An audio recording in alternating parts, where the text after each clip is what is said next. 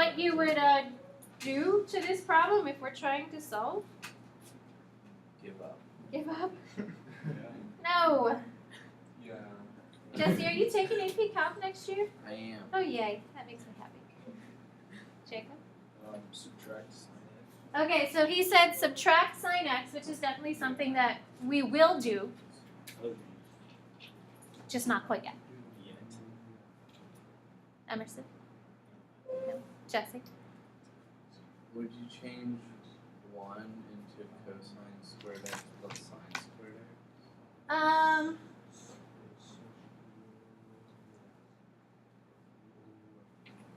We could.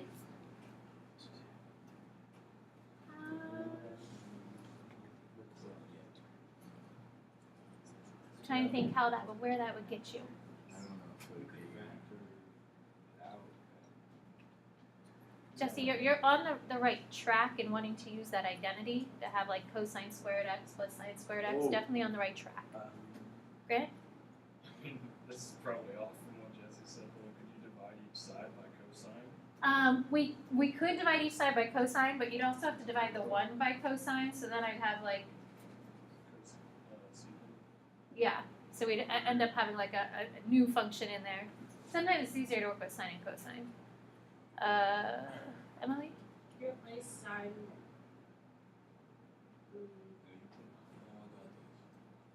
Great.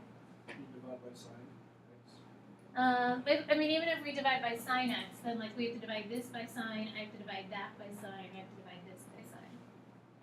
No dividing. Ben? Can you just square the whole? Sure, why not? You can do anything you want as long as you do it to both sides of the equation. That's what I was gonna say. You were going to say that? Sorry. Yeah. So why don't we just square it? Because Jesse said, like he was trying to get us to use that identity, sine squared plus cosine squared. He just wanted to replace 1 with that. But in an equation, you can do anything you want to an equation as long as you do the same thing to the left as you do to the right. And when we're trying to solve for a radical equation, if it has a square root in it, we square it to get rid of the radical. So squaring both sides is definitely a process that we can use. So why don't we try that? Square both sides, because we want to try and use an identity, so let's get something squared in the problem. And because this is now an equation and not something we're trying to simplify or verify, you are allowed to do stuff to both sides of the equation. So Jesse, if you square cosine x plus 1, if you square that whole quantity, what does that become? Cosine squared x plus 2 cosine x plus 1. Don't forget that that little 2 means that that whole quantity, there are 2 of them. So there's really another cosine x plus 1. So that gets FOILed. On the other side, it's now equal to sine squared x. So on the left, we at least have all cosine terms. On the right, we have the sine squared. Okay, so now that we have squared terms, what else could we do? Move the 1 to the other side. So he said move the 1 to the other side, and then what would that do for you? Then you'd have sine squared x minus 1, so you could make that into negative cosine squared. So sine squared x, and then you said minus 1.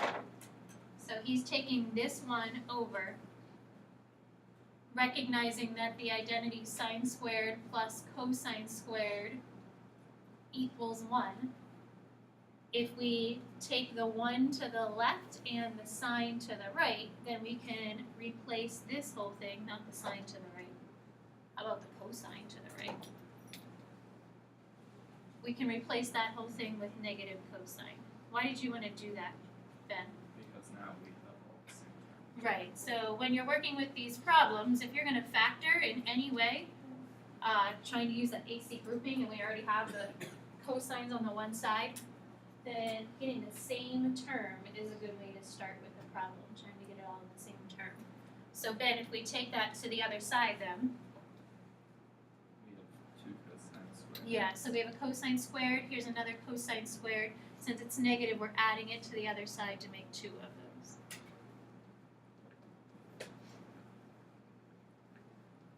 And now it's equal to 0. when you're factoring, if you're factoring by grouping, if you're factoring with the GCF, it must be equal to 0 in order to factor. That's the zero product property. So if it's equal to anything else, you can't factor it. Setting it equal to 0, that's you're solving the x-intercepts. Anytime you solve for x, you're finding where it crosses the x-axis. So taking out now what they have in common, they both contain a 2, they both contain a cosine, and then we would have cosine plus 1.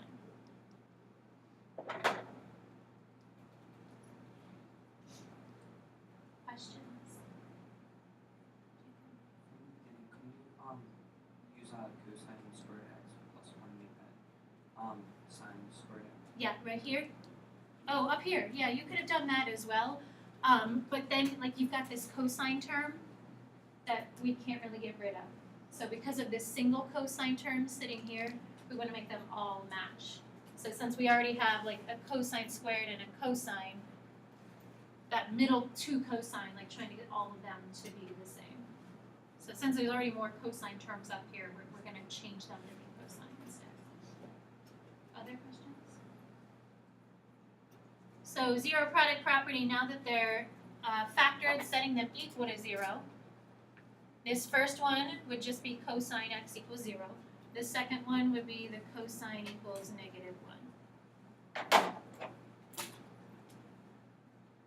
So it says find the values from 0 to 2 pi.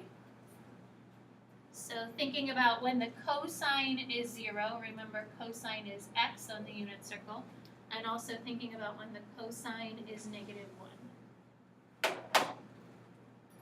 So Grant, when would the cosine or the x value be 0? It would be at 0, not pi. So cosine is x of the ordered pair.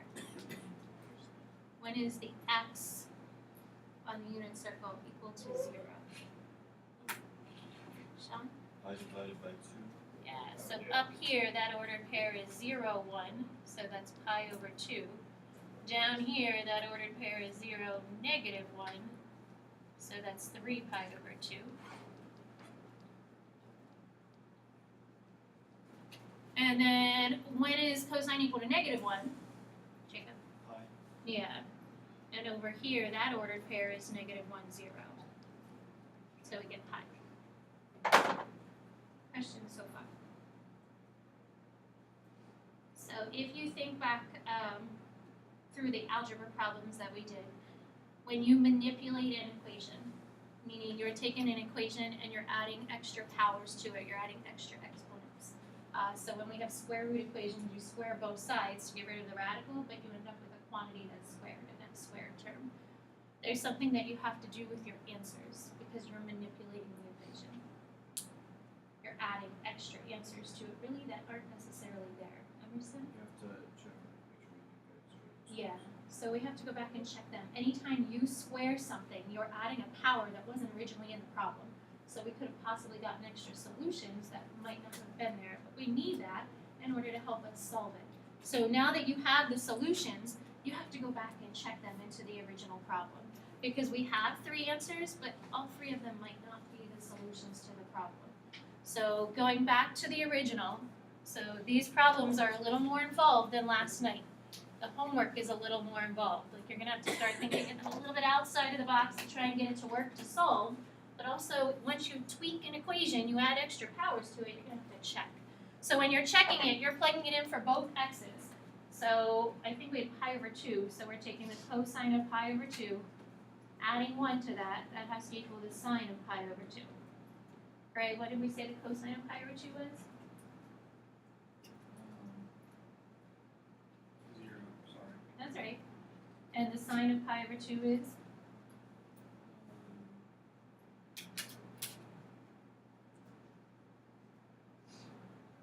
Yeah. So that one works because the cosine of 0, or pi over 2 is 0 plus 1 is equal to 1. So that one's good to go. If we try 3 pi over 2,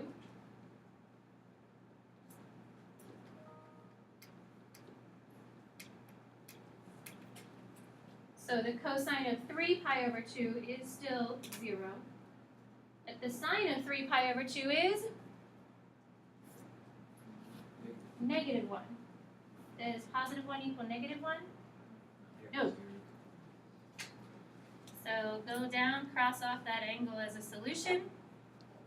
So right now we just have pi over 2. And then checking the pi into the problem, we have the cosine of pi plus 1. That's supposed to equal the sine of pi. And what is the cosine of pi? It is negative. And the sine of pi is 0. And negative 1 plus 1 does equal 0. So that guy doesn't work. That means 3 pi over 2 isn't an answer, it's extraneous. An extra solution that we found kind of by manipulating the problem so we can solve it. Pi is also one of the solutions, not pi over 2. There we go. So algebraically, definitely more involved. We have to square both sides, do a little factoring, but then you gotta check it. So anytime that you're squaring both sides and manipulating the problem, it involves a little bit of extra work. Checking the solution. Questions?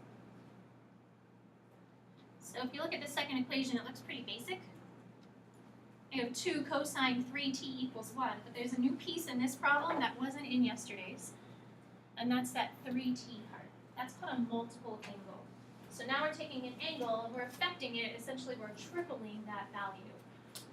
We're taking 3 times the angle. So that's going to kind of change how our answers are written. This one says write the solutions in general form and then determine the specific solutions in the interval of 0 to 2 pi. So if we take this equation,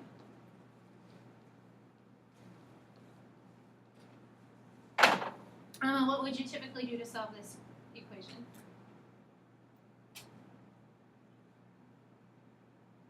Yeah, yeah, that's okay. You would take 2 to the other side. Yeah, so we're still going to take 2 to the other side.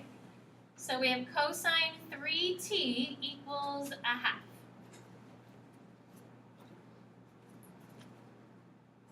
Then what would you do? What's the next step that you would think about, Emily? You would find where the cosine of 3t equals 1/2, and instead of saying that equals t, you would say that equals 3t. So the next step would be to think about when the cosine is equal to 1/2. So on the unit circle, Emily, where is cosine positive? In the first and fourth quadrant. First and fourth quadrant. And what angle are we talking about when the cosine is 1/2? Pi over 3. So pi over 3 is in the first quadrant, and 5 pi over 3. 5 pi over 3 is in the fourth quadrant. So this is when the cosine is 1/2, the sine is the square root of 3 over 2. That's the ordered pair we're talking about. So she said you're going to take those angles, but instead of setting it equal to just t, there's a 3 attached with that t. So instead of saying x is equal to pi over 3, we now have 3x, or 3t, is equal to pi over 3. And 3t is equal to 5 pi over 3. So those are our specific solutions that we're actually going to write in general form. And to get it, Emily, to get a solution in general form, what do you do with that? The pi over 3 angle, the 5 pi over 3 angle. What did we do yesterday? Put them in the equation, and what do we add to them? 2 pi n.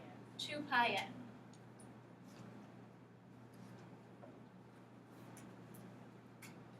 So that 3 that's in front of the t, it doesn't only affect the angle, but it also affects the period. So going back to when we were graphing, the number that is attached with that variable, the x, remember that is the b value and that changes the period. So it either stretches the period or it shrinks the period. We used to take 2 pi and divide it by b to get our period value. So that's going to also affect this 2 pi, not only the angle, because it's changing the length of our period. So when you solve for this, getting t by itself, we're really multiplying this by a third, which is the same thing as dividing it by 3, but because we have a fraction, I'm going to think about multiplying it by a third. So we have, Emily, what's the general form for the pi over 3 angle going to become? T equals pi over 6 plus 2 pi n over 3. Oh, you're so close. I think you added instead. Oh, pi over 9. Pi over 9, and then plus, 2 pi n over 3. right, 2 pi n over 3. So that's one general form. It's not just pi over 9, but it's also 2 pi n over 3. That number affects the period of the graph. So Emily, the second one would be 5 pi over 9 plus 2 pi n over 3. good. So that would be our general form.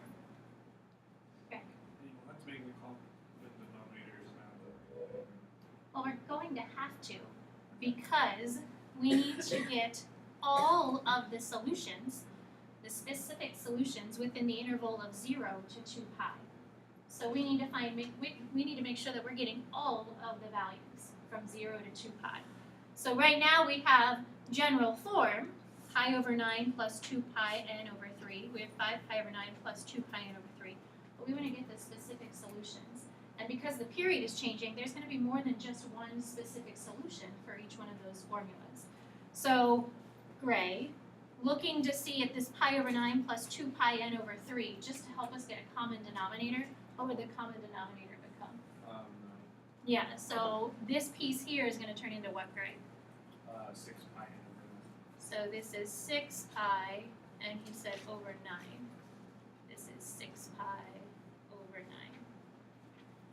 The other thing I'm going to have you do is to take that typical period, that 0 to 2 pi. We're still going to 0 to 2 pi, except if you put a common denominator of that with a 9 as well, using the common denominator that's in these fractions, Gray, what would 2 pi become with a common denominator of 9?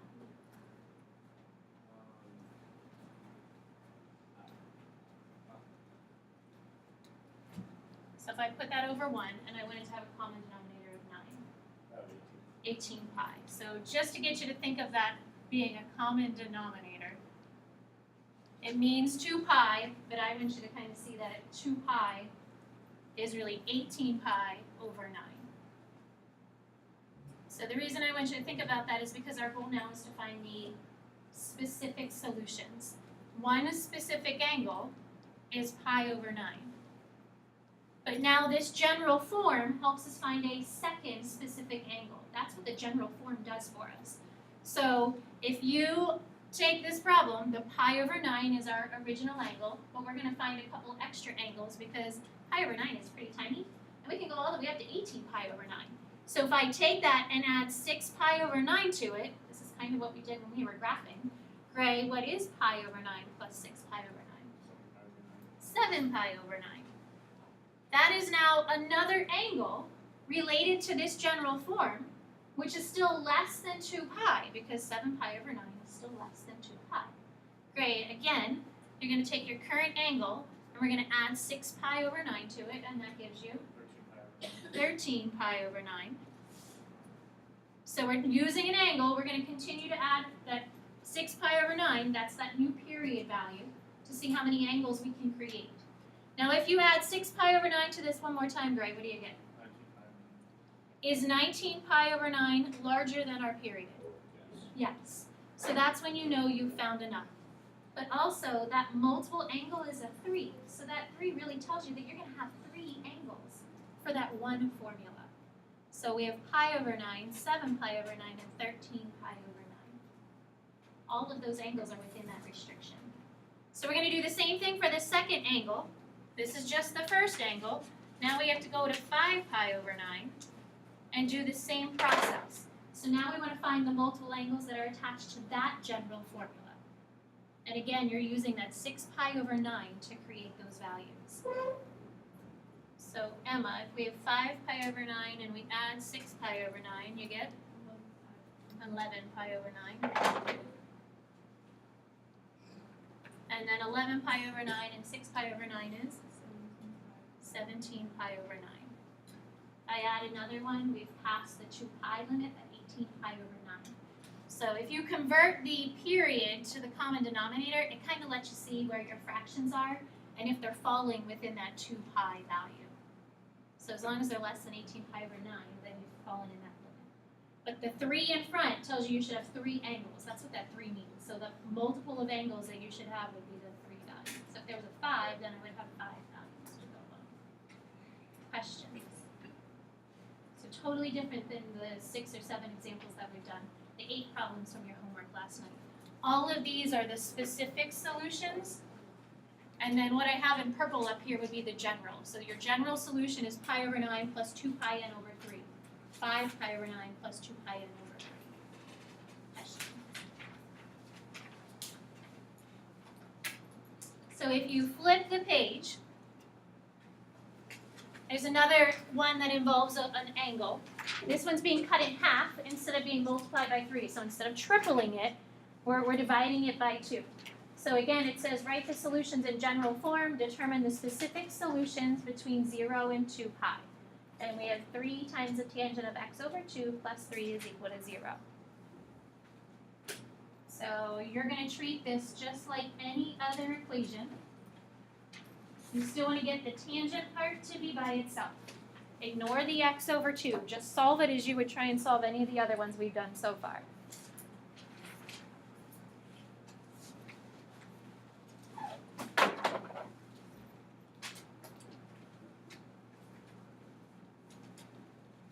So what would the tangent of x over 2 be equal to? Emerson? -1. -1. Okay, so just like the previous problem, the next step, we're ignoring the x over 2 right now.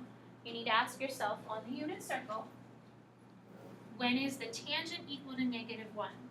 So Emerson, what would happen if the tangent would be a -1? Like what has to happen with the values? Sine and cosine would be not negative.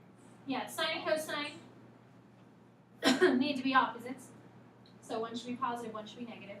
And they both have to be the same number because that's the only way you're going to get them to be a -1 value. So tangent is negative in 2 because sine is positive, cosine is negative. Negative in 4 because cosine is positive, sine is negative. So that angle would be in 2 and 4. And then Emerson, what angle would give us a 1 or a -1 value for tangent? 3 pi over 4. So we're talking about the pi over 4 family. He said 3 pi over 4 because we'd have a negative square root of 2 over 2, positive square root of 2 over 2. And Emerson, the other angle would be, nice, 7 pi over 4.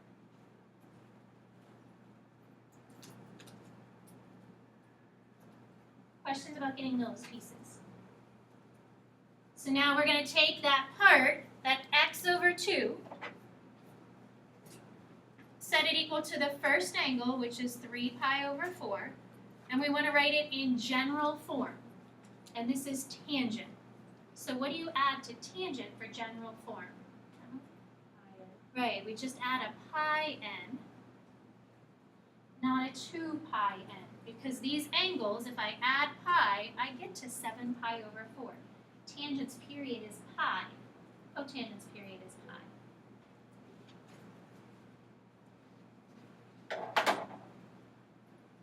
And now we need to get x by itself, so it has x divided by 2 equals 3 pi over 4 plus pi n. So Grant, what would you do to get x by itself? Multiply each side by 2. Yeah, multiply each side by 2. Everything gets multiplied by 2. So Grant, what does that become? So that would be 6 pi over 4 equal, no, sorry, 6 No, pi you're over good. 4 plus 2 pi.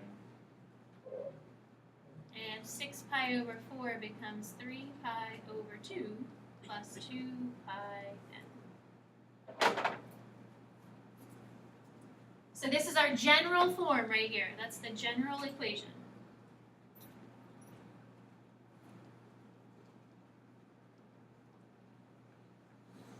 The second part of it says find the specific solutions between 0 and 2 pi. What's one specific solution? Jacob? Yeah, this first number here. That's your angle. That's your specific solution. So that first value is one of your specific solutions. So 3 pi over 2. To get another one, you need to add 2 pi to that value. Well, if you add 2 pi to 3 pi over 2, are you going to be within the restrictions of 0 to 2 pi? No. So this is the only specific angle, because everything else is now outside of the 0 to 2 pi. So this part here is still like the restriction that we have when we write our specific solutions. So if you have an angle that's larger than that, it's not going to be within our restriction. So this only has one solution instead of it typically having two, and that's because we are dividing that angle by 2 instead of multiplying it. Questions? So those two original answers, we now really only have one of them. Question? So I think there are 2 left. We'll probably be able to do one of the 2. So we have find the general solutions for the equation. So when you're finding the general, we don't need to get all of the actual angles by themselves. We just need to have it in that general form. But you still need the angle attached to the general form, so you kind of still need to find it. But I don't need to find all the other extra ones. This one, we have the secant squared minus 2 times the tangent, and is equal to 4. So kind of think like, what's in the problem? What do you need to do in order to solve for x?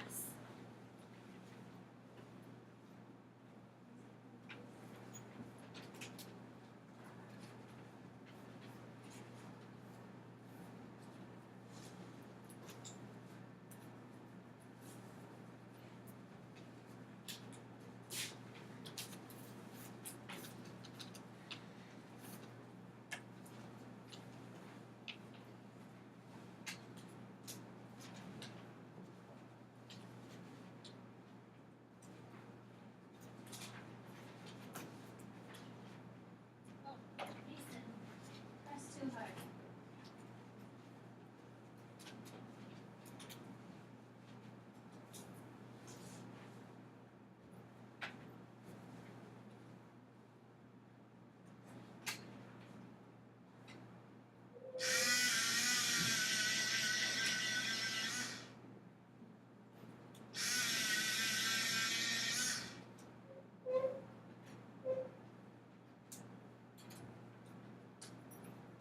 Any suggestions about what you would have to do? Sean? I turned secant squared x to 1 plus tangent squared. Yeah, so we need to make sure that we have the same function in the problem. Right now we have secant and tangent using an identity. So here's an example of where we can use an identity to take something out that we don't want and replace it with something that we have already in the problem. Anything that's squared goes with an identity. If it's not squared, don't change it. So what'd you change this into again? 1 plus tangent squared x. So there's the identity, secant squared is equal to 1 plus tangent squared. And then we have minus 2 tangent, and it's equal to 4.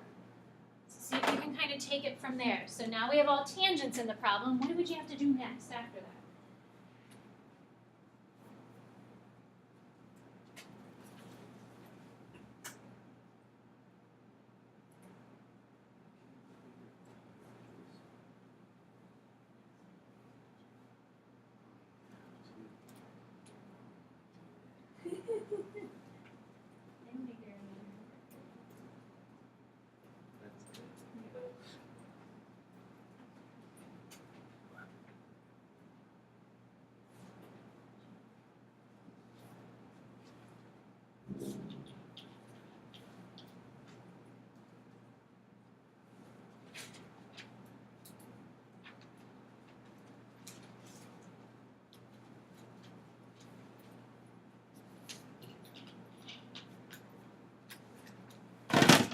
So after you have all tangents in the problem, what's the goal?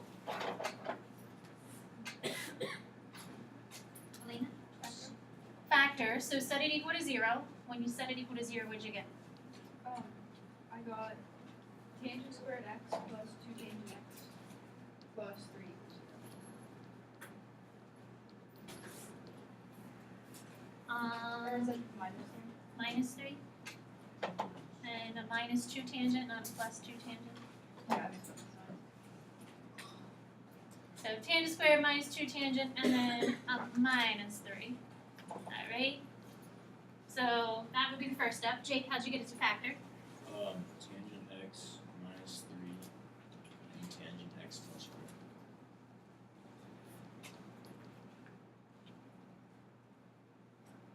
So you got a negative 3, we want to make a negative 2, negative 3 and positive 1 give us a negative 2.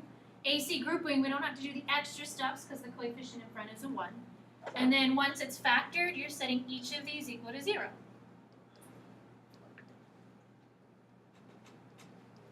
And I'm pretty sure from the previous problem, we just said when tangent was equal to negative 1. So, Jacob, when was tangent equal to negative 1? Pi over, or 3 pi over 4 Mhm. and 7 pi. So we said 3 pi over 4 and 7 pi over 4. And that's from the previous problem. So tangent is negative in 2 and it's negative in 4. This just wants the general solutions. So the general equation for those two angles would be 3 pi over 4 plus pi n. And the reason it's pi is because it's tangent. Tangent's period is only pi. I only use one of those angles, the first one, for the general formula, because the second one I can get by adding pi to 3 pi over 4. So here is one general solution. So the angles are up there. Those would be the specific angles.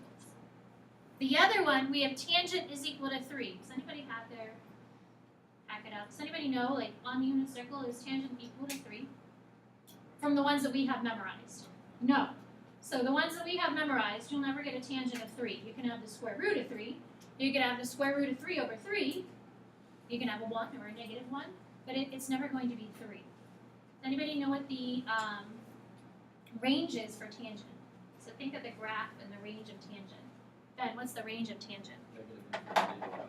Yeah, so the range for tangent is negative infinity to positive infinity. If that falls in the range, then it's a solution. The one we did yesterday was with cosine, and it was equal to the square root of 2. That wasn't in the range of negative 1 to 1. So that wasn't a solution. How would you have to find this angle if it's not on the unit circle? But it still has a value because it still fits within that range. Greg? Calculator. So we use a calculator. What's that called? Instead of using the calculator, because I don't want you to use calculators. What are you really finding? The angle, Emerson? Inverse The inverse tangent. So we're not actually going to find the angle, but we're going to write it, you can write it two ways. You can say the inverse tangent of 3. I don't want you to use the calculator whatsoever, so you're not getting an exact value or a rounded value. Or we would say the arc tangent, because that's actually the proper way to say it, of 3. So instead of using the calculator, this keeps it exact. So you're taking the arc tangent of 3, because that's what you would put in the calculator. You do tangent negative 1, but you would get a decimal value. And then to make sure that it's in general form, just tack on that pi n after it.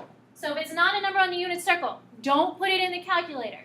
Just write it with the arc tangent of the value if it falls within the range. The range of tangent is negative infinity to positive infinity, so any number for tangent works. We didn't get to the last problem, which was the quadratic formula. Oh, so sad. Your homework tonight, again, I'm reiterating, you're going to have to use identities. So you might have a sine plus a cosine, and you're going to have to use identities to get them to combine together. Remember, you're allowed to use both sides of the equation. So some of the problems you're going to have to square to get it to work. Any problem that you square, you've got to check those solutions. So I have 49 and 61 selected. 61 is a multiple angle problem, so like the second and third examples that we did. 49 is just an algebraic trig problem. Anybody like to do 49 or 61? Jacob? 61.